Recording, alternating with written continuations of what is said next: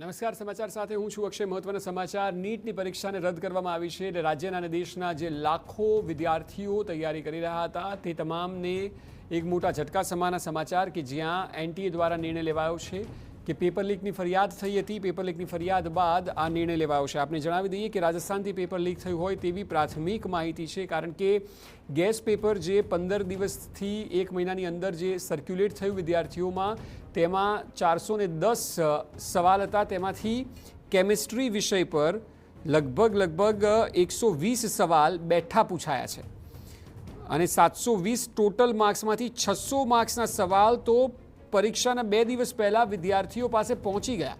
અને આ ફરિયાદ જ્યારે આવી ત્યારે રાજસ્થાન એસઓજીએ તેમાં ખુલાસો કર્યો છે અને સત્તાવાર રીતે જણાવ્યું છે કે 720માંથી 600 માર્ક્સ તો છાત્રોને એટલે વિદ્યાર્થીઓને 2 દિવસ પહેલાં જ તેનું પેપર પહોંચી ગયું હતું અને તેને લઈને જે ગેસ પેપર ફરતું થયું, હવે સીબીઆઈ દ્વારા તપાસ હાથ ધરાશે.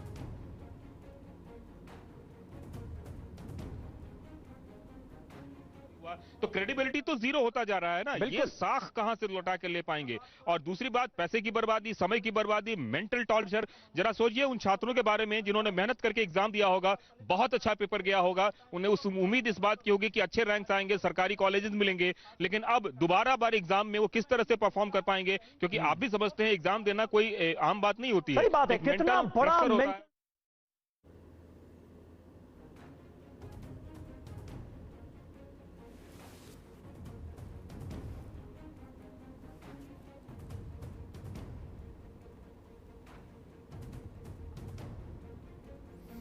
તો એએમએના નેશનલ પ્રેસિડેન્ટ ડૉક્ટર અનિલ નાયક આપણી સાથે જોડાયા છે. સર, આ વિદ્યાર્થીઓ માટે બહુ મોટા ઝટકા સમાન છે, એટલા માટે કારણ કે જે વિદ્યાર્થીઓએ મહેનત કરી હોય આટલો સમય સુધી અને અચાનક પેપર લીકની વાત આવે, આ તો વિશ્વસનીયતા પર પણ સવાલ થાય.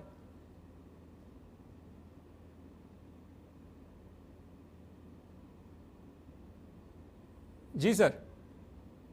યસ જી, મારો સવાલ એ હતો કે જે વિદ્યાર્થીઓ આટલા સમયથી તૈયારીઓ કરી હોય અને આ પ્રકારના સમાચાર આવે, આ તો આખી સિસ્ટમ પર વિશ્વસનીયતાને લઈને સવાલ થાય, કારણ કે નિરાશા તો ચોક્કસ વિદ્યાર્થીઓમાં જોવા મળે.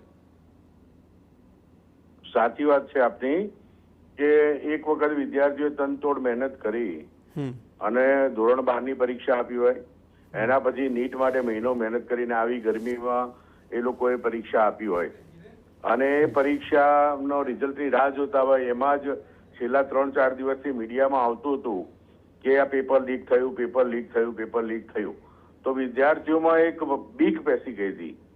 તો સરકારે એક સારું પગલું કર્યું છે કે એને સીબીઆઈની તપાસ આપી છે અને એની પરીક્ષા પુનઃ લેવાશે. પણ વિદ્યાર્થીઓને બહુ મોટું નુકસાન છે અને આવું ના થાય એના માટે પહેલેથી ચેકડોર મૂકવા પડે, કારણ કે આ બીજી વખત આવું થયું. તો ભવિષ્યમાં આવું ના થાય એના માટે ચોક્કસ વ્યવસ્થા કરવી જોઈએ. વિદ્યાર્થીઓ મેડિકલમાં, એન્જિનિયરિંગમાં, ફાર્મસીમાં લેવા એટલું બધી મહેનત કરતા હોય, છેલ્લા 2 વર્ષથી મહેનત કરતા હોય, અંડર સ્ટ્રેસમાં હોય અને એવામાં બિચારા થોડા રિલેક્સ થયા હોય અને આવું બને તો એની આવનારી પરીક્ષામાં પણ એમના રિઝલ્ટ ઉપર માનસિકતાના લીધે તકલીફ પડતી હોય છે.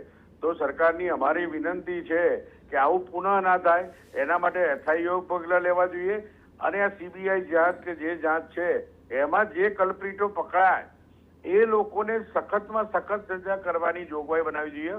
ભૂતકાળમાં પણ એના માટે કાયદો સુધારીને સખ્ત જોગવાઈ કરેલી છે. તો આવા લોકો જે પેપરો ફોડવા માટે જાણીતા છે અને આવી મગજની એક્ઝામમાં આવું થાય છે તો એમાં સખ્ત પગલાં લે એવી સરકારની અમારે વિનંતી છે. સર, સાથે એ જાણવા માંગીશું, કારણ કે જે દર્શકો હાલ આપને સાંભળી રહ્યા છે, આપના અનુભવ મુજબ હવે ધારો કે અગાઉ પણ એકવાર થયું, આ બીજી વાર થયું, આ પ્રકારની સ્થિતિ ન સર્જાય તે માટેના પગલાં શું હોઈ શકે? એટલે આપ ત્રુટીઓ ક્યાં જોઈ રહ્યા છો અને એનું સમાધાન શું હોઈ શકે? એટલે વાત સાચી છે કે ઓલ ઓવર ઇન્ડિયામાં એક જ દિવસે એક જ સમયે લગભગ આ યુજી માટે તો લગભગ સાયન્સના ગુજરાતમાં 2-3 લાખ વિદ્યાર્થીઓ હોય છે અને સમગ્ર દેશના વિદ્યાર્થીઓ ગણો તો મોટી સંખ્યામાં પરીક્ષા અને કોઈ નાના સેન્ટરમાં કે એમાં લેવાતી હોય એટલે આ ચાન્સીસ આર મોર. તો ભૂતકાળમાં પણ નીટ પીજીની એક્ઝામ હતી ને આવો પ્રશ્ન બનેલો તો ડબલ સ્ટેજમાં લેવાની પરીક્ષાની બધી વાત થઈ હતી. પેપરમાં સાયબરમાંથી લીક ના થાય અથવા ત્યાં વહેલું ખુલે નહીં એ બધી માટે વ્યવસ્થા થઈ હતી.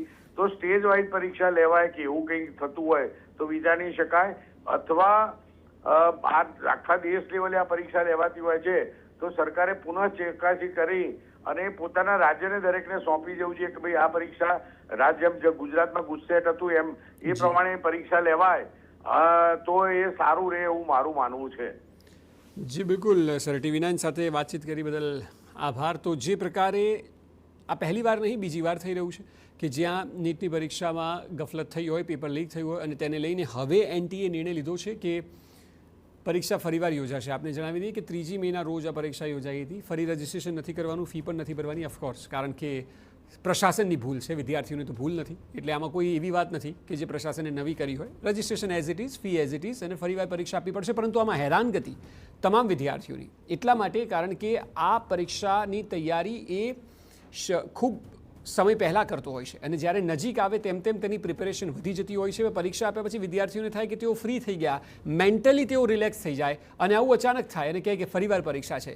એટલે આપ વિચાર કરો મનોવૈજ્ઞાનિક ધોરણે પણ વિદ્યાર્થીની હાલત શું થાય કે જેને 12મું ધોરણ પાસ કરીને એક સપનું જોયું હોય નીટની પરીક્ષામાં સારું અને પેપર પણ સારું ગયું હોય, જે પ્રમાણિક હોય, જેણે પેપર ફોડવામાં કોઈ તેનો હાથ નથી, તેવા લાખો વિદ્યાર્થીઓ સાથે આ ન્યાય છે.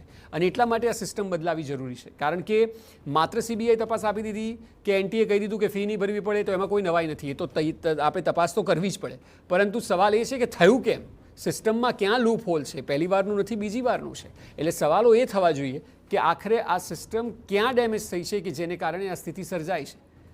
દેશભરમાં અત્યારે વિદ્યાર્થીઓ નિરાશ છે કારણ કે લાખો વિદ્યાર્થીઓ પ્રિપેરેશન કરે છે. ગુજરાતમાં જ લાખો લોકો છે, દેશભરમાં તો 22-23 લાખ લોકો હશે કે જે અંદાજે આટલા બધા લોકો એકસાથે પરીક્ષા આપતા હોય છે. તેમના ભવિષ્યનું શું, તેમની જે અત્યારે એમને જ તણાવ માનસિક રીતે થશે તેનું શું, આ તમામ બાબતો છે જેના પર ધ્યાન આપવું પડશે. એટલે એ શિક્ષણ વિભાગ હોય, સરકાર હોય, જેણે માત્ર CBI તપાસની વાત નહીં પતી જાય એટલા માટે, કારણ કે સિસ્ટમમાં ડેમેજ જ્યાં થાય છે તેને રિપેર કરવું પડશે. 23 લાખ વિદ્યાર્થીઓ ફરી પરીક્ષા આપવી એ કોઈ મજાક નથી, એ કોઈ જોક નથી. એટલા માટે કારણ કે મહિનાઓની અને વર્ષોની પ્રિપેરેશન હોય છે કોઈ પણ એક વિદ્યાર્થીની. તે નીટની પરીક્ષા માટે તમામ પોતાના બીજા કમિટમેન્ટને બાજુમાં મૂકીને માત્ર ને માત્ર તૈયારીઓમાં કલાકો સુધી દિવસના લાગેલો હોય છે અને ત્યારબાદ તે થોડો રિલેક્સ થાય, પરીક્ષા આપીને પેપર સારું પણ ગયું હોય અને અચાનક આવા સમાચાર આવે, એ નિરાશ ખૂબ થાય છે.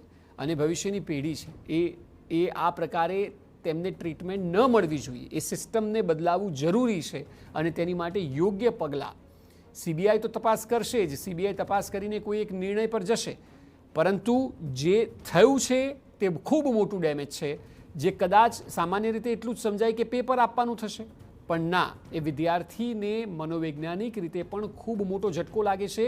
એટલા માટે કારણ કે મહિનાઓની મહેનત બાદ તે સફળ પેપર આપે છે, પેપર સારું જાય છે અને તમામ લોકો નિરાશ થાય છે. અને એ પરિવારો પર પણ વીતે છે કે જે પરિવારોએ પોતાના બાળકને સતત ટાઈમ આપીને, રૂપિયાનું રોકાણ કરીને એને અલગ પ્રકારે પરીક્ષાની તૈયારીઓની ફેસિલિટી પૂરી પાડી હોય. હવે આપ વિચાર કરો કે પરિવારો પર શું વીતે. અને એક બે નહીં, 23 લાખ લોકોની વાત છે. એટલે 23 લાખ ઉમેદવાર અને 23 લાખ પરિવારની વાત છે કે જે વિદ્યાર્થીની સાથે સાથે જ અલગ પ્રકારે પણ તૈયારી તો કરતો જ હોય છે. વિદ્યાર્થી વાંચતો હોય છે, પરંતુ ઘર એ પ્રિપેરેશનની તૈયારી તેની માટે કરતું હોય છે. અને જે તમામ પરિવારોને આ મોટો ઝટકો લાગે છે. એટલે આ સમજાય તેનાથી પણ મોટી વાત છે. એ માત્ર પેપર લીકની વાત અને સામાન્ય ઘટના નથી કે પેપર લીક થઈ ગઈ, ફરી પરીક્ષા કરી લઈશું ને લોકો આપી દેશે. એવું નથી હોતું. આ આખી સિસ્ટમ છે કે જે ડેમેજ થયેલી છે ને તેને રિપેર કરવી તાત્કાલિક જરૂર છે. અને થીગડું મારીને નહીં, સિસ્ટમ પ્રોપર રિપેર કરીને, જેથી કરીને આ પ્રકારની ઘટના ન ઘટે. સામાન્ય પેપર પણ ન ફૂટવું જોઈએ. આ તો પણ નીટની વાત છે, કારણ કે લોકો પોતાનો સમય, પોતાના રૂપિયા, પોતાની તમામ ભવિષ્યના સપના બધું જ એક પરીક્ષામાં ઝોકી દેતા હોય છે અને ત્યારે પરીક્ષા આપતા હોય છે. ત્યારે આ સ્થિતિ સર્જાય તે ન ચાલે. નીટની પરીક્ષામાં પણ આપ જુઓ, રાજસ્થાનથી આખો મામલો ઝડપાયો. રાજસ્થાનમાં ગેસ પેપર જે છે તે થોડા સમય પહેલાં બહાર આવ્યું અને તેમાં જે પૂછાયેલા પ્રશ્નો હતા તેમાં 720માંથી 600 માર્ક્સનું બેઠું પૂછાયું છે. એટલે પેપર લીક તો ચોક્કસ થયું છે. અને ન માત્ર સવાલ, પરંતુ સવાલ બાદ જે જવાબો આપ્યા હોય તેની સિક્વન્સ પણ, જે 4માંથી 1 પસંદ કરવાનું હોય તેવા સિક્વન્સ પણ એક સરખા જોવા મળ્યા છે. એટલે આ ચોક્કસ લીક થયા હોવાની પ્રાથમિક વિગતો તો છે અને એટલા માટે જ તુરંત CBIને તપાસ સોંપવામાં આવી અને NTA દ્વારા તુરંત તેને રદ કરીને નવી તારીખ હવે જાહેરાત થશે. પરંતુ તુરંત આ બે મોટા નિર્ણય લેવાયા કે એક તો પરીક્ષા રદ કરી દેવામાં આવી અને ત્યારબાદ CBIને તાત્કાલિક શિક્ષણ વિભાગ દ્વારા, શિક્ષા મંત્રાલય દ્વારા તપાસ